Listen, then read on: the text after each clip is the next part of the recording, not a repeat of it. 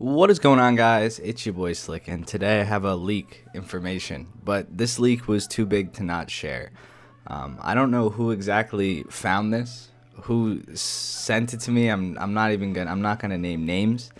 And I thought that this was gonna be added for a while. You know, I had the feeling if there was gonna be top tier stuff, this was gonna be added. And then now that they confirmed the T64A, and I saw a video of it, I figured, you know, there has to be comparable tanks of other nations. I already have comments on that T64 video of people like, what? They give a Russian tank first? It's like, chill. Gamescom, I believe, is 5 days, and Fly's going to be streaming every day. All these YouTubers are going to be streaming every day in the list that they have. And I'm sure they're going to be showing off different things every single day. So I wouldn't be surprised if tomorrow we see a British tank, or today or tomorrow we see this, and then the day after we see a British tank. I wouldn't be surprised. I am waiting for my Leopard with APFSDS, but you know, what can we say? Now this is the M60A1 E.R.A. It is a Israel modification, I believe, called the Magach 6. It's explosive reactive armor, basically. Now, if you guys don't know how explosive reactive armor works, it's basically steel on one side, like tank side, steel on the front side, and then in between these two steel plates is explosive liner, and it's like that for every brick you see on the tank. Now, what happens is when a shape charge hits, it goes through the steel liner, it ignites the explosive filler, and the armor expands. The little bricks expand, so blowing the, you know, deflecting the, it should deflect or explode or cause some type of problem with the velocity of the shaped charged shell, and it won't be able to penetrate the real tank's armor. This thing's still armed with a 105. I mean, we use these in Desert Storm, I believe. I think the Marines still had M60A1s with E.R.A that they used. I don't think they were frontline tanks. Obviously, the Abrams kind of swept through that, but we definitely still had them in use and used them in the desert. I know Israel used a lot of these M60s, and they were good tanks. They had very advanced computers and stuff in these M60s. Now in game, they're represented a little weak, in my opinion, just because of the fact that the computers don't play as much of a part.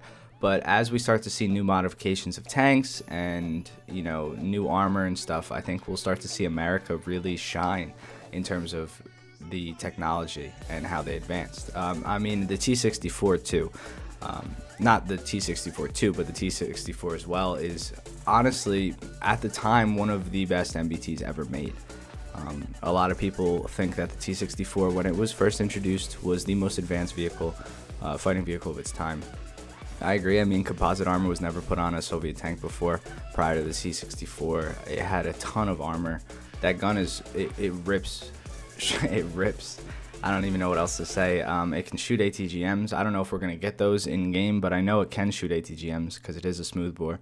And 125. I mean, that's a big gun. Now, some other things that we can see for the Soviet tree that will upscale it to tier 6 would be, I believe they did a T62 or a T55. They upscaled it with a 125, one of those tanks, which would be pretty cool.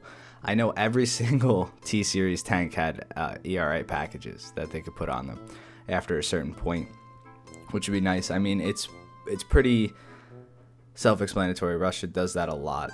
You can see, if you look up like a T80, they have probably 7 or 8 different types of T80s, the T80M, the T80U, the T80, and they all have different types of packages set for different combat areas and different zones and stuff like that. So, I mean, I'm super excited to see where this stuff takes us. Let's talk a little bit about the M60, though, how it's probably going to perform. It's going to be an ATGM's worst nightmare. They're not going to be able to really hit this thing. Now, in terms of normal shells, you're definitely going to be able to get in between E.R.A, and if you're shooting normal rounds, it won't do anything with E.R.A anyway. In terms of normal rounds, I mean APFSDS. So if you're in a Chieftain, that's hopefully going to get added this patch. I'm hoping that they add one with APFSDS, which would defeat a lot of the armor that they see. I think that it will definitely, you know, have very easy time going through this tank. But anything like an IT-1 is going to have a lot of trouble. Anything with a shape charge is going to have a lot of trouble finding a hole in this tank to kill.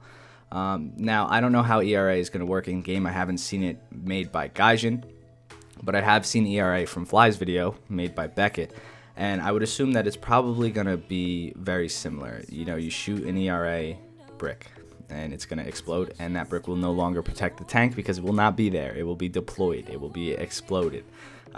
It could cause some effects with the other bricks around it. I have no idea. I'm not a rocket scientist, but that's how it should work in my opinion. I think that as soon as it blows up, it shouldn't be there anymore, and then you will have a hole or an opening for the armor. So what this does is it practically makes you survive one shot from an ATGM, and then you get to do whatever you want. So I hope you guys enjoyed the video. Again, I still want to do this Key 94 gameplay, but this ended up in my DMs. I had to talk about it. I mean, you know, obviously, gotta be first. You gotta be first to this stuff, but I'm also super excited. This gives me a lot of hope for what they're gonna add with the leopards. I'm hoping that they add some type of leopard with E.R.A, or I think the A4 was the one with APFSD. Leopard 1A4, something like that. I want an upgraded leopard. Give me an upgraded leopard.